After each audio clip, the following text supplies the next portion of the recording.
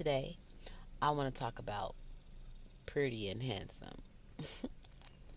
You know, for a long time, pretty and handsome and what people thought ideal of pretty was, oh my gosh. I remember me growing up as a child because that's when it really starts to hit when you're a child. And you don't even realize that you're still growing, that what you see and people around you, you just don't see the impact. You're just a child, you taking everything as is at face value, whatever, because you're a child. You know how child thinks. So me growing up, being a dark skinned girl, now I was like, I call it myself now chocolate, because it's like chocolate, not dark chocolate, but chocolate like milk chocolate. So that's my skin color.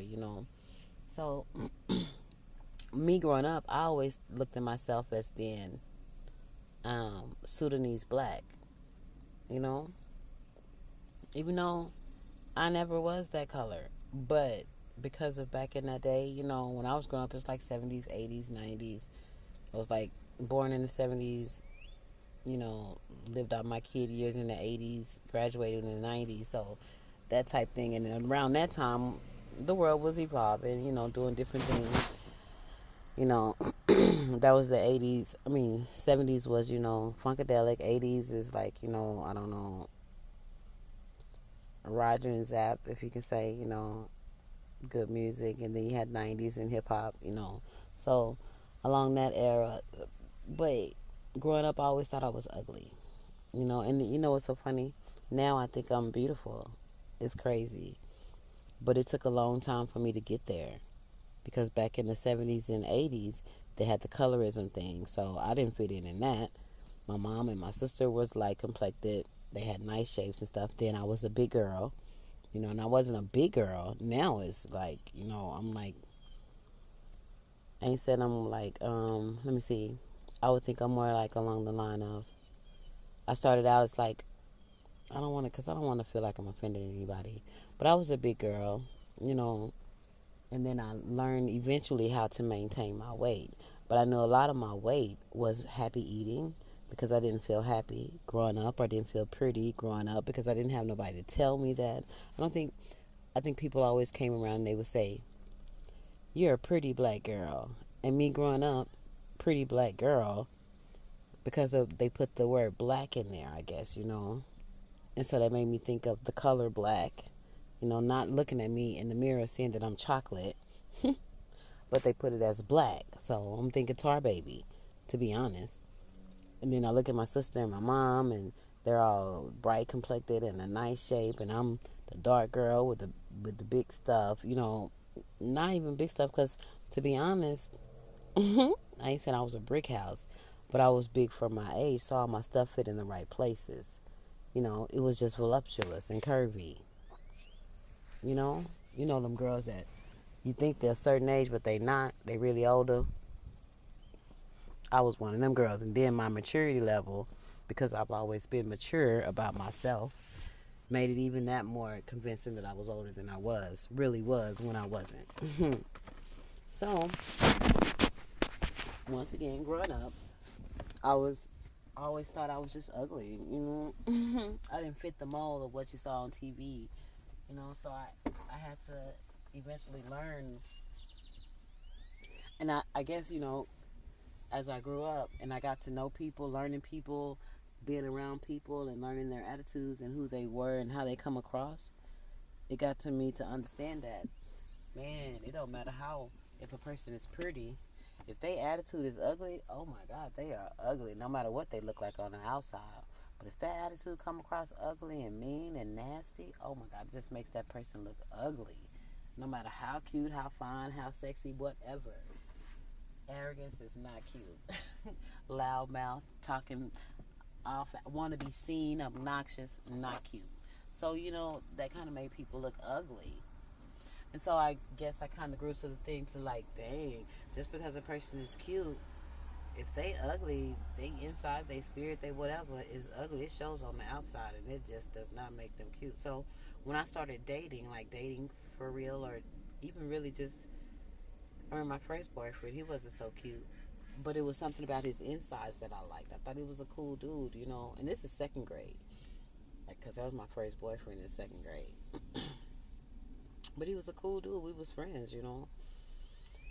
Didn't last that long, cause he wasn't. He was still going through the middle second grade. Okay. So as I got older, I realized that I didn't go for pretty guys, you know. I was never attracted to a pretty guy. Not to say that the guys I dated was ugly, because some of them were handsome. But I never went for somebody who was pretty on the outside, because that made me think that, should they, you know how you be with somebody and you think, man, they think they look better than you. And it's like, dude, I ain't trying to look better than you, but I thought we liked each other. So who looks better than what? It doesn't matter. Because I always thought that, you know, on the outside, you can always change that. If you don't like the way somebody looking, you can exercise or whatever, you know, whatever it may need to be. You can even get cosmetic surgery or something, or do something or whatever. But if that spirit is ugly, I don't care what you do. Until you change that spirit inside of you, your soul, how you feel, how you think, what you spews out your mouth, how you act towards people, how you treat people, until you change that, and it's an ugly nature because you feel like you arrogant, you above everybody. People gotta bow down to you, do what you say. You know what's right. Can't nobody tell you nothing. All that type, or gossiping, or being in everybody's business, running back telling this, always telling on somebody, always trying to be up somebody's ass to get some, you know, all that type of stuff. That's ugly. Oh my God. Ooh, make a person just be ugly. I don't care how cute. Person is, and you know what's so funny is that growing up, and I guess I did this because I was dark. You know, I never really dated bright men. I didn't have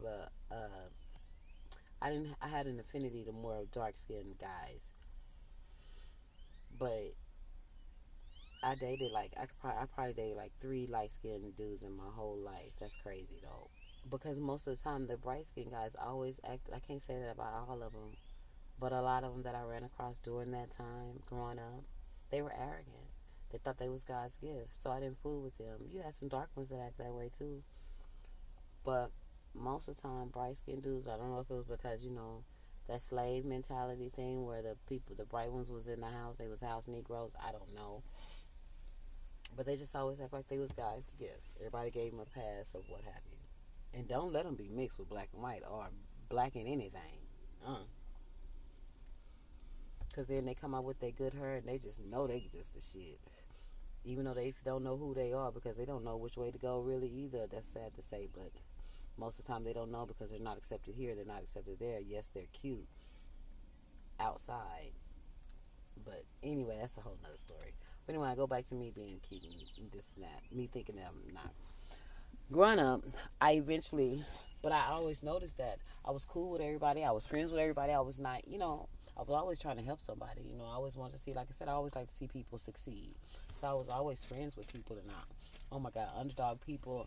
They just hurt my soul sometimes because I always want to uplift them. You know, there's so much pain in the world, and I don't know why people want to be just cause so much pain on people. But anyway, I was always wanting to uplift people. Didn't like to see people hurt. So, no, I don't know. But it's so funny that now I see myself as being pretty. Shit, you can't tell me I ain't no brick house. But I had to eventually get to that point, you know. People would tell me all the time, you're pretty, you're this, that. I was like, I didn't see it, you know. It's so crazy. I did not see it. And I still look the same when I remember my first picture that I saw of myself as a child. And I think I was probably like around 2 around that time. I had an afro. I remember it just like yesterday because I was a child baby. And I had the afro. You know how your mom pick your hair out and stuff when you babies and stuff. Unless they got it in a ponytail. But you got so much hair that they do it like that. But even in that picture, as a child at 2 years old, my face is the same as now.